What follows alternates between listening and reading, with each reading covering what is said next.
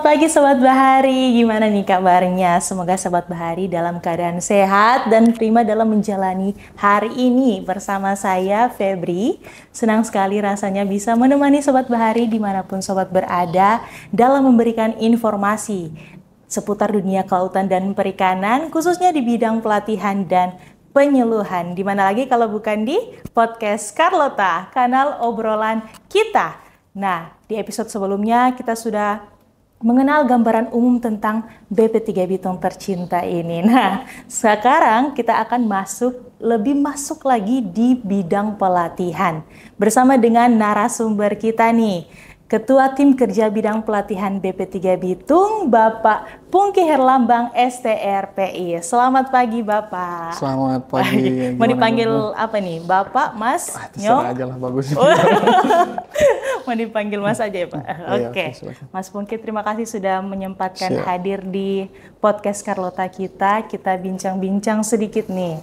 Nah, sebelum kita mulai, saya mengucapkan selamat menunaikan ibadah puasa bagi Sobat Bahari dimanapun Sobat berada yang menjalankannya. Semoga puasanya berkah, puasanya lancar sampai pada Lebaran nanti. Nah, sebelum kita mulai lagi, kita ajak dulu nih buat Sobat Bahari biar klik tombol subscribe atau loncengnya agar dapat notifikasi setiap postingan kita. Dan jangan lupa untuk follow juga kanal resmi Balai Pelatihan dan Penyuluhan Perikanan Bitung di seluruh sosial media yang ada. Oke, Mas Pungki, kita mulai aja nih. Gak usah terlalu gugup, Mas. Oke, kita masuk dalam pertanyaan pertama nih, Mas Pungki.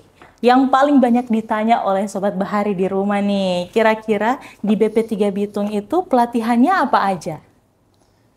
Oke, sebelum masuk di situ, wilayah kerja pelatihan BP3 Bitung itu ada 7 provinsi, yaitu Sulawesi Utara, Gorontalo, Sulawesi Tengah, ada Sulawesi Barat, terus ada Kalimantan Timur, Kalimantan Utara, dan terakhir Sulawesi Selatan. Dia kurang lebih 80 kabupaten kota. Jadi untuk seluruh kegiatannya itu kami menyebar di 7 provinsi. 7 provinsi tersebut. Itu di 7 provinsi itu untuk kegiatan yang pasti kami unit pelaksana teknis di bawah Kementerian Kelautan dan Perikanan. Jadi pastinya mendukung kebijakan Bapak Menteri Kelautan dan Perikanan, yaitu kebijakan ekonomi biru, yang terdiri dari beberapa program ya di situ ya. Ada 5 program, yang diantaranya yaitu perluasan kawasan konservasi. Perluasan kawasan konservasi di sini kami juga mendukung untuk kegiatan pelatihan, yaitu yang pertama kegiatan pelatihan transplantasi karang. Terus Marine Protected Area 1-on-1, terus pelatihan perikanan yang berkelanjutan, dan juga ada pelatihan pariwisata berkelanjutan. Terus juga kami mendukung juga program pengembangan budidaya. Pengembangan budidaya itu yang sekarang lagi, yang baru ini BP3 Bitung lagi mengembangkan Mas Nika. Mas Nika, wah, apa tuh Mas Nika? Tunggu dulu, jangan dulu dijawab. Oke, lanjut Pak Pungki. Mas Nika itu kan juga salah satu program unggulan dari BP3 Bitung untuk mendukung program pengembangan budidaya. Banyak juga ya pelatihan budidaya di sini, tidak cuma itu, terus juga untuk kegiatan penangkapan ikan terukur. Penangkapan ikan terukur itu mendukung pelatihannya, kita pelatihan penangkapan ikan ramah lingkungan ada, juga didukung juga ada sertifikasi di sini, ada sertifikasi kepelautan. Ya, terus ada program terakhir sampah plastik ya. Sampah plastik. Program sampah plastik itu kami juga tidak cuma untuk pembersihan sampah plastik, setelah dibersihkan limbahnya itu juga kami latih untuk kegiatan pelatihan pengolahan limbah sampah plastik ya. Pengolahan limbah sampah plastik. Jadi kami membuat pelatihan untuk berbagai apa sih sampah plastik setelah dikumpulkan mau diapain gitu loh. Itu kan untuk untuk jadi dilatih juga ya, untuk dilatih. pengelolaannya. Ya, ada beberapa kelompok di sini yang di sekitar sini juga kami sudah latih. Ada beberapa juga yang sudah mulai menjual untuk kegiatan itu. Wow. Di balai juga tidak hanya pelatihan, juga di sini juga ada uji kompetensi. Uji kompetensi. Ya, uji kompetensi yang tersertifikasi oleh TUK LSPKP. Di sini ada tempat uji kompetensi dan juga LSPP 1. Oke. Jadi ada beberapa juga, selain itu ada beberapa banyak sekali kegiatan, contohnya di bidang budidaya. Budidaya itu kan ada budidaya ikan, itu ada pembesaran ikan, air tawar, pembesaran, terus ada pembenihan ikan. Udang juga ya Pak ya? Pembenihan udang, ya ada pembesaran udang juga di situ. Terus untuk di bidang pengolahan di situ ada diversifikasi. Diversifikasi olahan ikan, ya, olahan rumput laut dan juga termasuk udang itu kan juga ada pemasaran ya. Kemarin terakhir akhir tahun kami juga melaksanakan pelatihan digitalisasi. Iya, dan pemasaran lewat via ini ya, online ya. Online, marketing untuk, online ya. Marketplace begitu ya. Jadi kita ajarkan untuk seluruh pelaku-pelaku usaha pengolahan ikan, baik pengemasan dari pengolahannya, pengemasan sampai pemasarannya. Juga ada kegiatan penangkapan yang tadi, selain penangkapan ikan ramah lingkungan, juga ada beberapa penangkapan, yaitu pembuatan alat tangkap. Terus ada pengoperasian alat tangkap, seluruh alat tangkap ya. Terus ada juga fiberglass. Kami juga punya fiberglass untuk kegiatan dari pemeliharaan kapal fiber, untuk pembuatan. Salah satunya juga di penangkapan itu kami ada kegiatan sertifikasi kepelautan, ya kan, ada sertifikasi kepelautan. Di permesinan juga ada tuh di bidang permesinan. Di bidang permesinan kami ada untuk pemeliharaan mesin kapal. Jadi lengkap. Iya, kami banyak sih di sini ya untuk kegiatan-kegiatan pelatihan yang mendukung untuk peningkatan SDM pelaku utama. Juga mendukung program prioritas KKP. Iya, yang jelas tentunya. mendukung program prioritas KKP. Oke, jadi kalau mau didengar tadi ada kurang lebih 4 bidang ya Pak ya? Iya. Oke, bidang penangkapan, bidang budidaya, bidang pengolahan, sama bidang permesinan. Kalau untuk konservasi, konservasi juga masuk. Terus ada juga pengolahan limbah plastik di laut. Wih, ternyata lengkap juga ya di BP3 Bitung ini. Jadi Sobat Bahari kalau misalnya mau cari pelatihan bisa juga di sini. Oke, nah selanjutnya nih Pak, terkait dengan pelaksanaan pelatihan tadi tentunya ada pesertanya dong. Nah, gimana sih atau apa aja kriteria nih bagi calon peserta pelatihan? Sebetulnya kalau untuk peserta pelatihan umum saja sih ya, tergantung ininya. Kalau sesuai dengan Peraturan Kepala Badan Nomor 13 Tahun 2024 itu, untuk peserta pelatihan itu adalah calon pelaku utama atau pelaku usaha, bisa juga pelaku usaha atau pelaku utama bidang kelautan dan perikanan, mempunyai umur 17, rentang umur 17 sampai 64 tahun. Minimal 17 Iya, 17 sampai 64 tahun dan sehat jasmani rohani. Itu aja sih sebetulnya. Itu kalau aja. kalau memang mau ikut kegiatan. Berarti kalau misalnya ada masyarakat umum tapi belum menjadi masyarakat KP, itu bisa ikut atau gimana? Bisa. Kalau di kami itu kan ada 2 metode kegiatan kan yang biasa kita lakukan itu.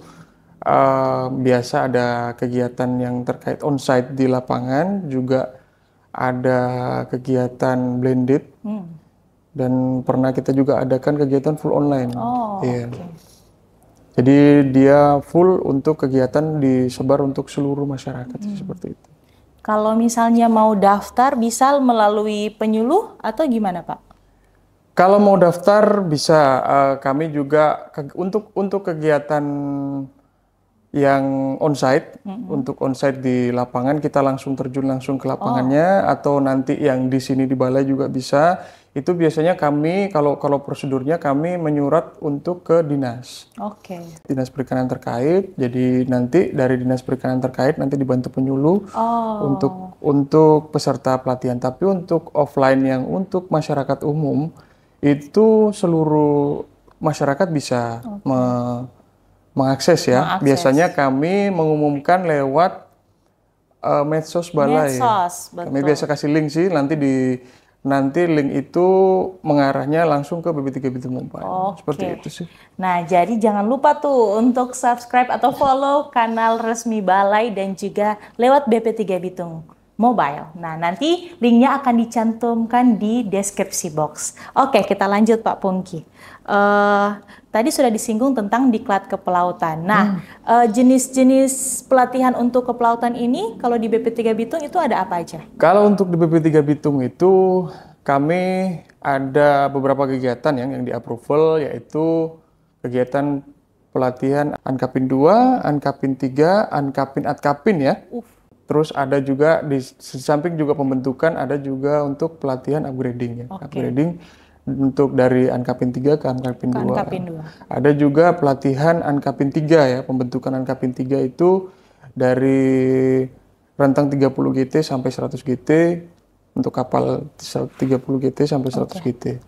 Itu ada juga pelatihan upgrading.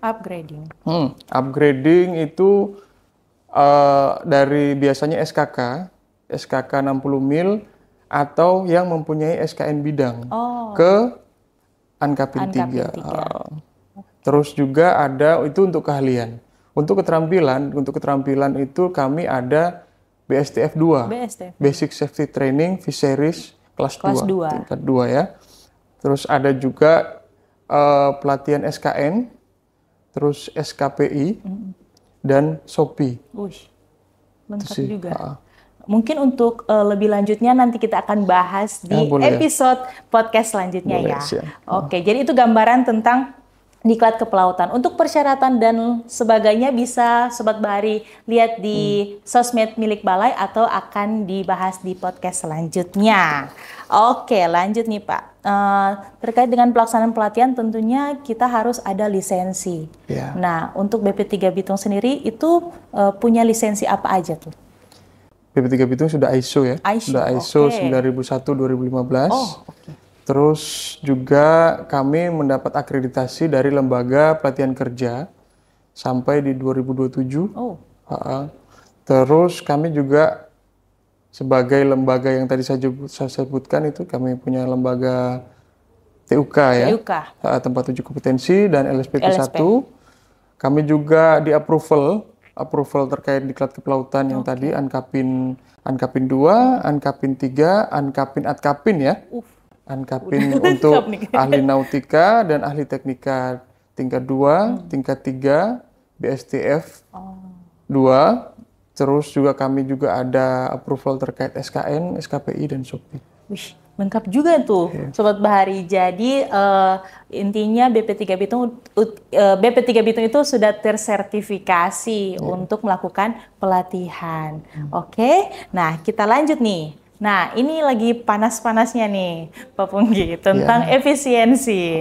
Nah, terkait efisiensi ini, kalau untuk bidang pelatihan sendiri, gimana tuh? Apakah berdampak atau pelaksanaannya ada sedikit perubahan atau seperti apa? Kalau untuk metode pelatihan yang saya sempat jelaskan tadi sih, untuk efisiensi kami tetap berusaha untuk menyelenggarakan pelatihan ya.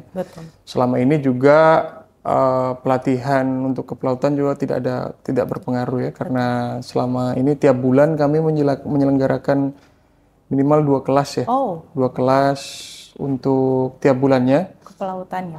Untuk diklat kepelautan. Terus kalau untuk ke masyarakat secara luas itu kami sih berencana sih mau untuk kegiatan full online. Iya, full online training. Untuk di tahun ini, tapi masih menunggu arahan lebih lanjut, tapi kami berusaha untuk agar dengan efisiensi ini seluruh masyarakat tetap bisa menimba ilmu lah istilahnya untuk kegiatan-kegiatan pelatihan yang memang mereka perlukan gitu kan. Berarti untuk efisiensi ini dari Balai sendiri masih terus berupaya ya untuk merencanakan, untuk mengembangkan Sobat Bahari semua dalam meningkatkan skill dan pengetahuan tentunya. Oke, Mas Pungki, kita masuk di sharing section. Oke, jadi Mas Pungki, kita buka question box nih di sosmed kita. Nah, terus ada beberapa Sobat Bahari yang menanyakan terkait dengan pelatihan di BP3 Bitung. Oke, yang pertama nih, Dari akun Legit05. Min, apa aja pelatihan di BP3 Bitung? Pengen daftar pelatihan budidaya, bisa lewat mana? Nah, gimana tuh? Kalau pelatihan budidaya, kita kan tadi sudah saya jelaskan ya, untuk betul. Kegiatan itu nanti dipantau aja medsos balai. Oke. Ya, nanti kita akan share untuk kegiatan apalagi yang rencana kita mau untuk pelatihan Mas Nika ya. Pelatihan Mas Nika itu nanti kita share linknya di medsos balai ya, betul. Di medsos balai nanti kami arahkan untuk ke BP3 Bitung. Oke. Nah, jadi yang intinya follow aja dulu akun dari sosmed BP3 Bitung. Selanjutnya dari Brian_Marcelo. Min, pelatihan budidaya ikan air tawar buat pemula, ada kah Min?